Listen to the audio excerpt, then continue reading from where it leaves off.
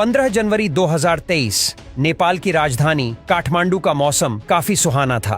त्रिभुवन अंतर्राष्ट्रीय हवाई अड्डे से उड़ान भरने वाली यति एयरलाइंस की फ्लाइट 691 उड़ान के लिए तैयार है।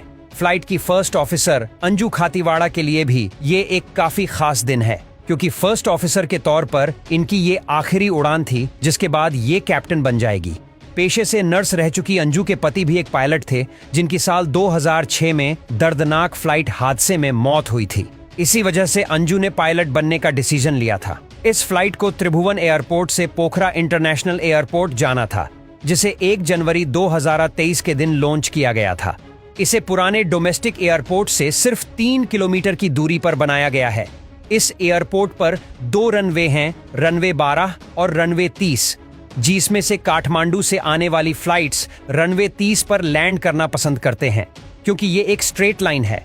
फ्लाइट की फर्स्ट ऑफिसर अंजू खातीवाड़ा के पास 64 घंटे का फ्लाइट एक्सपीरियंस था।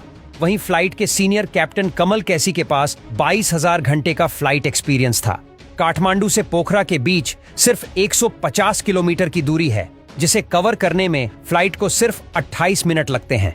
आज की उड़ान के लिए 72500 विमान का इस्तेमाल किया जाना था। ये एक टर्बोप्रोप रीजनल एयरलाइनर है, जिसे खास तौर पर कम दूरी की उड़ान के लिए डिजाइन किया गया है। ये विमान 16 साल पुराना है, जो पहले भारत के किंगफिशर एयरलाइन के पास था, फिर थाईलैंड की नौकेयर के पास था, और 2019 में नेपाल की येती एयरलाइंस ने इसे खरीद लिया। फ्लाइट को पैसेंजर्स के लिए तैयार करके फ्लाइट अटेंडेंट एक टिकटॉक वीडियो भी बनाती है, जिसके बाद धीरे धीरे करके 68 पैसेंजर्स फ्लाइट में सवार हो जाते हैं, जिनमें से 4 भारतीय पर्यटकों का एक ग्रुप भी था, जो कि अपनी इस इंटरनेशनल जर्नी को सोशल मीडिया पर लाइव स्ट्रीम कर रहा था।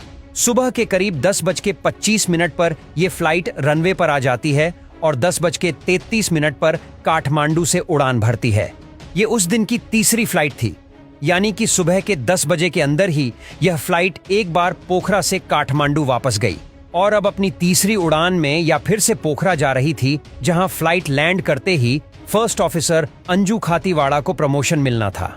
आइए अब दोनों पायलट के बीच में बने सेंट्रल कंसोल पर एक नजर डालते हैं, जिसकी आज की घटना में काफी अहम भूमिका होगी। यहाँ बाएं और एक ब्रेक लिवर है, जिसके आगे पावर लिवर है, और दाई और फ्लैप लिव है, जिसके पास में 2 कंडीशन लिवर है, जिनका उपयोग प्लेन की दोनों विंग्स पर लगे प्रोपेलर की ब्लेड्स को टर्न करने का होता है।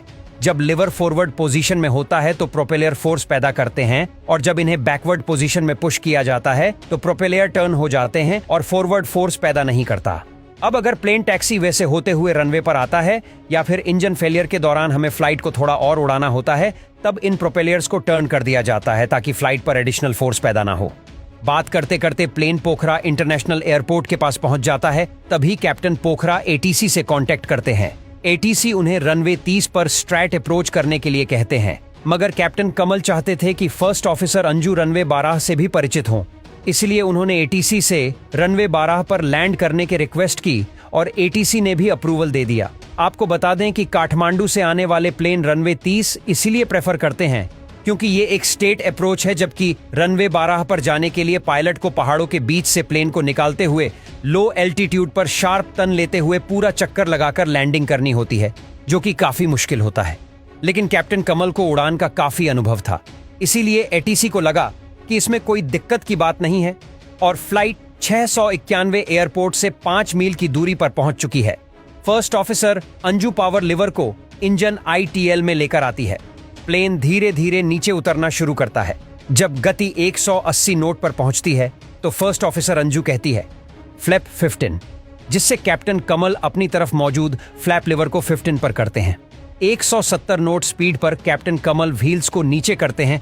10:56 पर को पायलट अंजू करीब 700 फीट की ऊंचाई पर ऑटो पायलट मोड को डिसेबल करती है।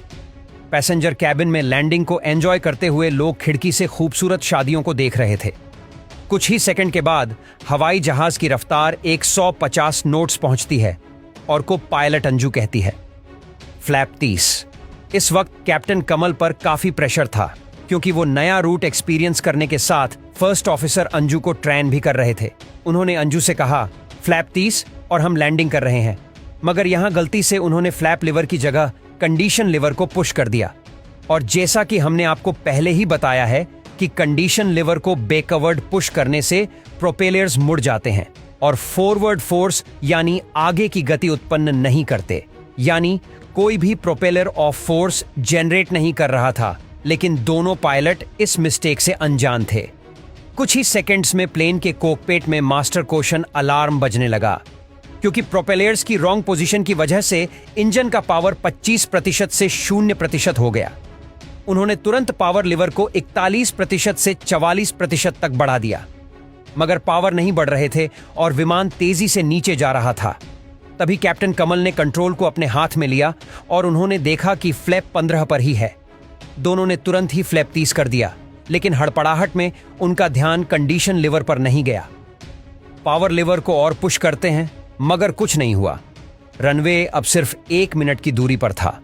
इंजन में पहले से ही पावर नहीं था और फ्लैप 30 करने से प्लेन का डाउनवर्ड ट्रैक और ज्यादा बढ़ गया। कुछ सेकंड्स के बाद प्लेन के लेफ्ट विंग के प्रोपेलर ने पावर जनरेट करना बंद कर दिया, लेकिन राइट विंग अब भी लिफ्ट उत्पन्न कर रहा था, जिसे रोटेटिंग फोर्स पैदा हुई और फ्लाइट 691 अचानक से लेफ्ट की तरफ मुड़ गया।